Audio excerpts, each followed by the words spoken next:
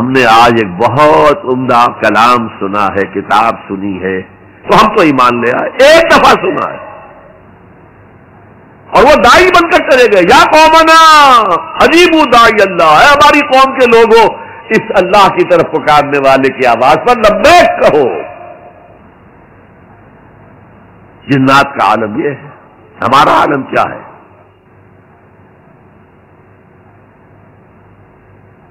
اب چار جملے جو آئے ہیں وہ اس حدیث کے اندر جو اہم ترین چیز ہے وہ ہے من قال بہ صدق، جس نے کوئی بات اس قرآن کی بنیاد پر کہی اس نے سچ کہا۔ ومن عمل بہ اجر، جس نے اس پر عمل کیا اس کا اجر محفوظ۔ ومن حکم بہ عدل، اور جس نے اس کی بنیاد پر کوئی فیصلہ کیا اس نے عدل کیا۔ اور آخری جملہ کاش کہ اس کا مصداق اللہ مجھے بھی اور آپ کو بھی بنا دے۔ ومن دعا الیہ ہدی الی صراط مستقیم، جو اس قرآن کی طرف لوگوں کو بلائے گا، کسی اور کو ہدایت ہو نہ ہو، اس کی ہدایت ہو گئی۔ یہ حدیث ترمذی اور دارمی کی ہے، لیکن اسی حدیث کا ایک ورژن وہ ہے جو طبرانی کی معجم کبیر میں آیا ہے، اور اس میں یہ یوں آئی ہے، حضرت جبرائیل نے حضور سے کہا یا محمد صلی اللہ علیہ وسلم امتک بعدک، آپ کے بعد آپ کی امت کا کیا حال ہوگا، کون سہارا ہوگا؟ حضور نے فرمایا مل مخرج منہا یا جبرائیل، اے جبرائیل تم ہی بتاؤ اس مسئلے کا حل کیا ہے، نکلنے کا راستہ کون سا ہے؟ تب حضرت جبرائیل نے یہ ساری حدیث پڑھی، گویا کہ اس کے راوی اول حضرت جبرائیل ہے،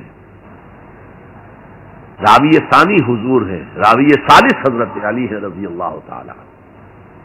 بہرحال میں نے 5 مقامات قرآن کے آپ کے سامنے، ویسے قرآن مجید میں بے شمار جگہوں پر قرآن کی عظمت ہے، لیکن ایک تقریر میں، ایک خطاب میں تو ظاہر ہے ایک اچھی ترتیب سے میں نے کچھ باتیں آپ کے سامنے رکھ دی۔ اب آئیے جو میں نے کہا تھا کہ دی موسٹ ریلیونٹ آج کے دور میں قرآن کی عظمت کیا ہے، پہلے یہ نوٹ کیجئے حضور صلی اللہ علیہ وسلم کا اصل معجزہ قرآن ہے۔ کیا حضور صلی اللہ علیہ وسلم کو ید بیضا دیا گیا؟ کیا لاٹھی دی گئی جو سانپ بن جاتی تھی؟ کیا حضرت عیسیٰ کی طرح احیاء موتا کا معجزہ دیا گیا؟ کیا حضرت عیسیٰ کی طرح خلق حیات کا معجزہ دیا گیا کہ گارے سے پرندہ بنایا، پھونک ماری اڑتا ہوا پرندہ ہو گیا؟ یہ سارے معجزے حسی معجزے ہیں، حسی، جنہیں آنکھوں سے دیکھا جا سکتا ہے۔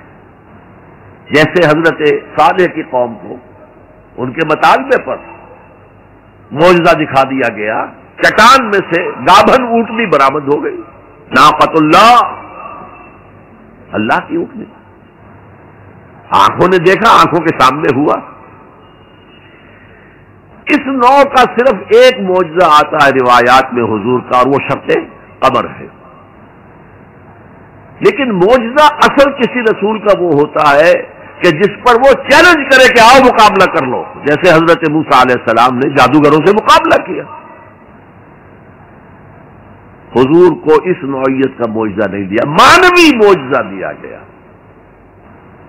یہ دور اب کون سا تھا جبکہ انسانی فہم، انسانی سوچ، لیول آف کانشسنس یہ اونچا آ گیا تھا۔ وہ بچپنا دور ختم ہو گیا، بچپن میں کھلونے دے دیے جاتے ہیں، وہ حسی معجزات، اور پھر ان پر بھی کوئی ایمان نہیں لایا۔ کیا قوم صالح ایمان لائی اونٹنی کے معجزے پر؟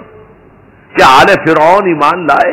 9 معجزے دکھائے ہیں حضرت موسیٰ علیہ السلام نے، یہ 2 تو پہلے تھے، 7 اور ہیں، کوئی ایمان نہیں لایا، آل فرعون میں سے کوئی ایمان نہیں لایا۔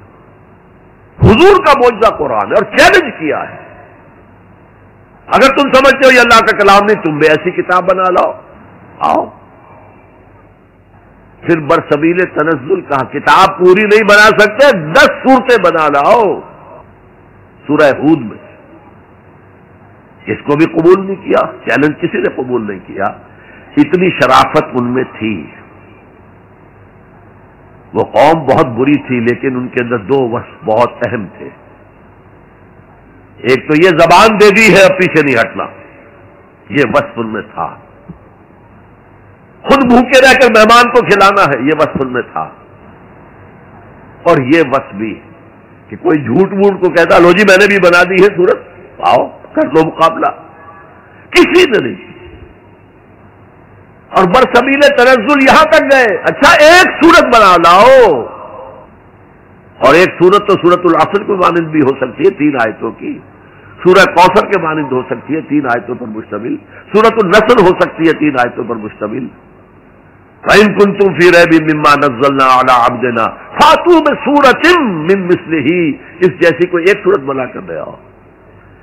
فَإِن لَّمْ تَفْعَلُوا وَلَن تَفْعَلُوا, ذرا غور کیجئے جو چیلنج ہے, اور اگر تم ایسا نہیں کر سکو اور ہرگز نہیں کر سکو گے فَاتَّقُوا النَّارَ الَّتِي وَقُودُهَا النَّاسُ وَالْحِجَارَةُ, تو ڈرو اس آگ سے جس کا ایندھن بنیں گے انسان اور پتھر.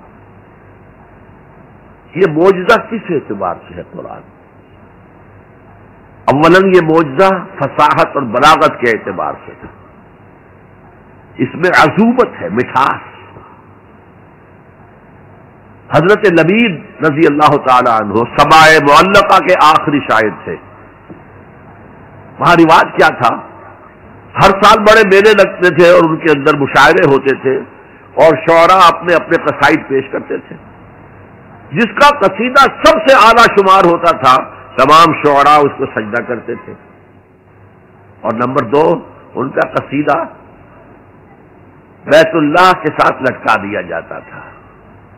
ہی از دی پوئٹ آف دی ایئر, یہ ہمارا اس سال کا شاعر یہ ہے.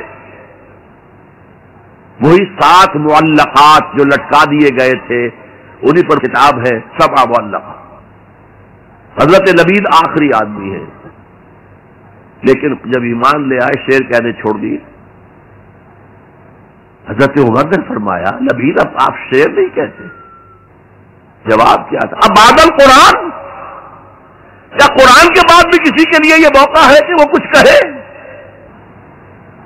سماع معلقہ کا شاعر جس کو تمام شعراء سجدہ کر چکے, اب قرآن کے ہوتے ہوئے قرآن کے بعد کوئی کچھ کہے, اس کی مت ماری گئی. پہلی تو یہ بات. لیکن یہ جو معجزہ ہے قرآن کا, اس کا صحیح شعور ہم نہیں کر سکتے. یہ تو جس کی مادری زبان ہے وہی سمجھ سکتے تھے اس کے اندر کیا فصاحت ہے, کیا بلاغت ہے, کیا عذوبت ہے, کیا مٹھاس ہے, کیسا ملکوتی غنا ہے. اس میں موسیقی ہے, اللہ کی موسیقی, ملکوتی غنا. اس کا اندازہ وہی کر سکتے تھے, ہم نہیں کر سکتے. لیکن ہمارے نزدیک جو بات پہلے میں نے کہی تھی, آج کے دور میں یہ سب سے بڑا معجزہ ہے جو انسان کو نظام عدل دیتا ہے. میں بتا چکا ہوں 300 برس سے انسان ٹھوکرے کھا رہا ہے, مشرق سے مغرب, مغرب سے مشرق, پھر مشرق سے مغرب. حضور نے ایک دفعہ زمین پر نقشہ کھینچا سوات سبیل کا, جن کا لے کر ایک سیدھا خط کھینچا اور ایک خط وہ ہے جو اس کو کاٹ رہا ہے. اس کے بعد پھر آپ نے ایک دائرہ بنایا, سیمی سرکل, وہ جنت ہے. یہ دنیا میں صراط مستقیم یا سوات سبیل ہے, اور درمیان میں جہنم کے اوپر وہ پل صراط ہے. قرآن کے راستے پر چلو گے اس لیے کہ وہ پل صراط جہنم کے اوپر ہے. فَإِن مِّنكُمْ إِلَّا وَارِدُهَا كَانَ عَلَىٰ رَبِّكَ حَتْمًا مَّقْضِيًّا, وہ اس پل صراط سے ہو کر جنت میں پہنچ جائے گا. اور انسانی عقل کے نتیجے میں سوچو گے تو وہ لیفٹ سے شروع ہو کر اس خط کو کاٹتا ہوا وہ رائٹ کی انتہا کو پہنچ جائے گا. معلوم ہو ہم تو آسمان سے گرے اور کھجور میں اٹک گئے, پھر واپس آئے گا, کیونکہ اللہ کی کتاب کو رہنما نہیں بنایا. پھر اس خط مستقیم کو کاٹتا ہوا اب وہ پھر لیفٹ کو پہنچ جائے گا. اس طرح آپ نے لکیریں کھینچی